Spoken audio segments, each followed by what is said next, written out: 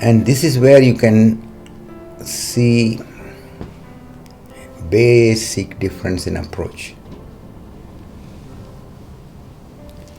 Let me put it this way. There are those who are into reacting, who are very deeply identified with their personality, with their idea of who they are, what they are, based on their conditioning, without being aware that they are conditioned. So they are very forceful sometimes, trying to control, trying to use power, intimidate, and all kind of things, because they believe this is how it has to be. And otherwise they are afraid that when things are not going this way, it can be problematic for them, problematic in their surrounding, in their society. So these are the people who become very easily, especially when they get into power, almost autocratic, almost dictatorial, almost in the approach of consolidating power and managing and manipulating everything with all the power, all the possibilities which they have. Because in their approach, unconsciously, they put themselves higher and they believe that others have to be controlled. So, in other words, they see human beings not really as human beings with a potential to develop and to grow and to understand and flower. They see human beings more or less like on the level of the animal, which has to be controlled, manipulated, managed, like they have been treating circus animals through fear and greed. So the whole power, whole politics have been going, and more or less in all societies, except some where there have been different understanding and development growing, working like that. And even if there have been people who were in power who had been going differently, but those who come afterwards, but who do not have that consciousness, who do not have that understanding, who are still trapped in the approach of the ego, which is of feeling that they know it, they are right, they know it, they are better. And then they form different kinds of groups to consolidate their power. And then collect people around who thinks that they are superior. So, in this way, they get more and more stubborn, more and more narrow in their way of looking. And this is the danger. This is the danger of people who are not going into understanding themselves more deeply, are not taking care to look at life more carefully, and who don't have deeper values coming from insights and understanding which they really feel is valuable. Now, the other possibility is the possibility when people see that we are all human beings and we have a potential, and we become more human, we become more capable to live together lovingly and intelligently when we care for each other, when we support each other. So this orientation to take care of the well-being of all becomes a possibility which is the basis of democracy. Because democracy means it is giving power and responsibility to all the people. And the people are choosing the person who will be in power for a certain period. So it is very different. Different than somebody coming into power and saying that, oh, now I have to control the country, I have to control the society, I have to control the people, and I have to have this system like this. So you can see that in these kind of systems where there is autocratic, where they are using force and power and dictatorial approach, they are very allergic to criticism because they want people to believe, and they want more and more reduce people into a kind of robot and animal level so that they just can function. And they don't see the possibility that these people are people who can flower. When they are supported, they can become more deeply human. They can enjoy life, they can celebrate life, they can become very understanding and compassionate and loving in their process of flowering. When this perspective is not there, when the fear and the whole conditioning in the earlier system is dominant, so you cannot even criticize. You cannot even say something against the system because you know what's happening in many parts of the world where these kind of dictatorial approaches are there. Somebody criticizing, soon they are under this pretext or that pretext pulled away, put in prison, tortured, punished, and they try to suppress and control anything which is arising in human spirit which is rebellious. But the rebellious spirit is very important, very valuable. It is part of an aliveness. Because that's how we are critical to ourselves, that is how we are critical to things which are happening in and around us. And that is how we grow. That is how we understand. So when that understanding is not there, that it is valuable that people can be rebellious. It's valuable that people can protest. It's valuable that people can freely express their opinion. But you can also see that in societies where it has been in a way praised, in a way appreciated, freedom of speech, freedom for people in all kind of ways. But especially with the media, with the mass controlling through that, people are led to believe wrong informations.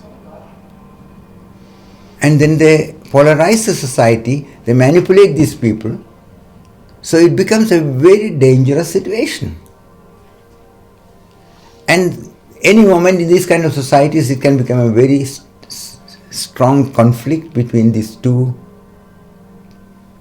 possible people, those who are in the grip of those who have the wish to hold power, control, and who believe they are superior, and those who have been caught up through their fear and greed in the same tendency and trapped in these beliefs.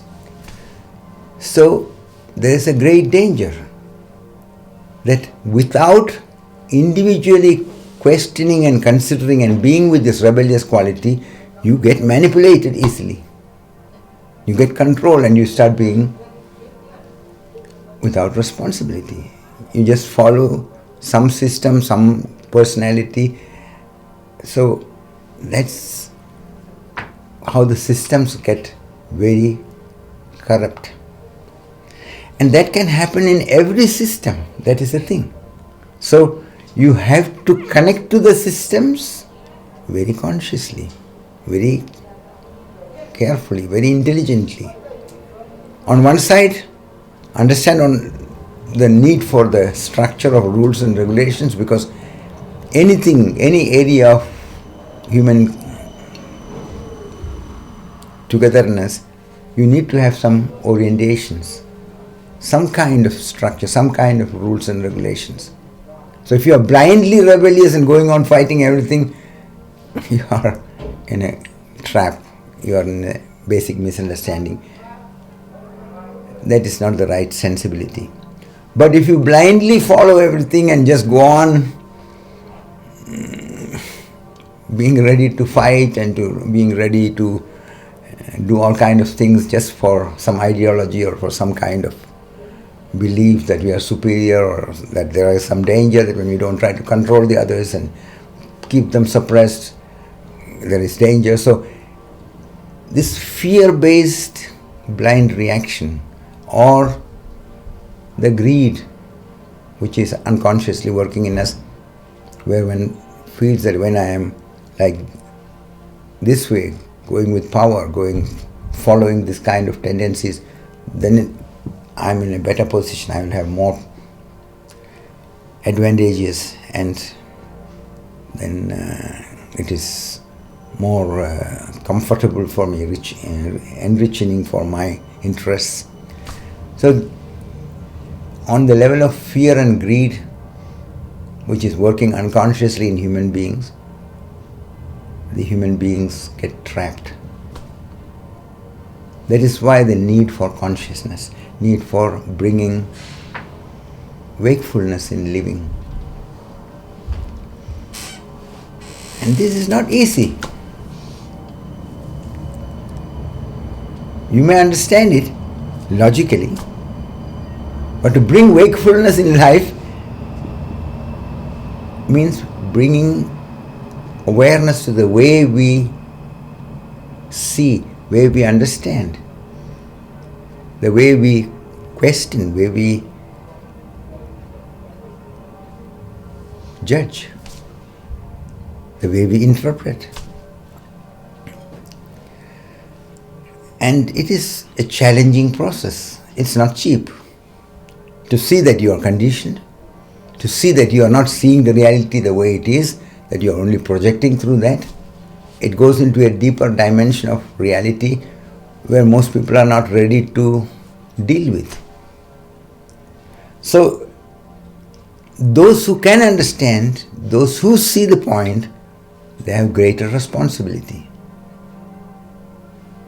You cannot force anybody to consider and see, but you can share your understanding while you are working on yourself, while you are bringing your attention to the way things are happening in you, so that you don't get overtaken by your fear or greed blindly. And the more you understand, the more you realize it is your individual responsibility. It's not cheap, because it means you're being ready to confront all the issues which are working in you, all that what is dragging you into negative reactions which can further lead to destructive processes. So you have to see the roots of that in you, and you have to, in a way, become aware of the nature of the reality which is deeply interconnected. You don't exist as a separate entity somewhere outside the whole thing. You are in many visible and invisible ways interrelated. So those who go deeper, they come to become aware of the non-dualistic basis of life. And that is what consciousness is contributing to. Those who bring consciousness in their life, they develop not only a deeper understanding, but they regain a quality of trust, which is not a belief. It is not just agreeing or following somebody. It is a trust in life. It's an understanding that you are part of a mysterious life process which is deeply intelligent, which is highly supportive and caring. And the more alert you become, the more you realize that in every area of life, in every minute particle, behind it is tremendous intelligence. And that is when one starts seeing that this is not a chaos where we are in, it is a cosmos. It is an interwoven, interconnected, balancing process which is in the manifestation of this world. And this is very, very important, that through your own deeper questioning, you come to the realization of it, because that is when the real basis for a society which is healthy is alive. It's not just a belief in being good to everybody. It's not just trying to be having an image of a nice person who is friendly and loving. It is not trying to follow certain concept of being religious. It is becoming aware that even in the name of religion, people can get fanatic, people can get destructive, and people can be so insane and unsensible when they don't understand the nature of the reality, when they don't confront themselves and life directly and deeply. So it is a responsibility which we have to take beyond following somebody, beyond following and agreeing any system, any religious teachings, any concepts, anything which seems tempting because it gives an idea of security, gives you a feeling that you are able to get everything under control. No. You have to question with deep honesty and courage so that your understanding is authentic, that you are true to yourself, that you are being alive in a healthy level. And being alive in a healthy level means recognizing the danger, how the inner automatism in ourselves tend to make everything into a new concept to hold to and to follow. So, not to settle in any concept or belief blindly, but have all orientation help as a support in moments to consider and to question, so that you are combining it with quality of consciousness. And this is very important. That is what makes all the difference. That's why sometimes people who have been in honest way trying to be loving and trying to be careful, their life becomes very beautiful and flowering because they are bringing in their effort to be good and loving a quality of consciousness. So, in many ways people can come into the deeper understanding. Some are beginning through their religious background to question and to consider, and when they are not falling into any fanatic and dogmatic processes and are not behind power and prestige, then they will come to realize how delicate the whole thing is and how important it is to go beyond all pride and prejudice, to allow the humanness, to allow the truth, to allow the love which is there in a potential form in everyone. So, system is not just any system. You have to look where you are, what way you can respond to it, so that you are not going into blind fighting, you are not going into blind following, but you are looking where you can be creative, where you can be responding in a healthy way, and how to bridge, because sometimes you see that there are many things which are disbalanced, but you cannot change things just by fighting. You have to consider, you have to look, you have to see what are the ways in which understanding can be brought in. That is why just following systems or just going against system is not the thing. It's a question of allowing a deeper understanding and sensibility in you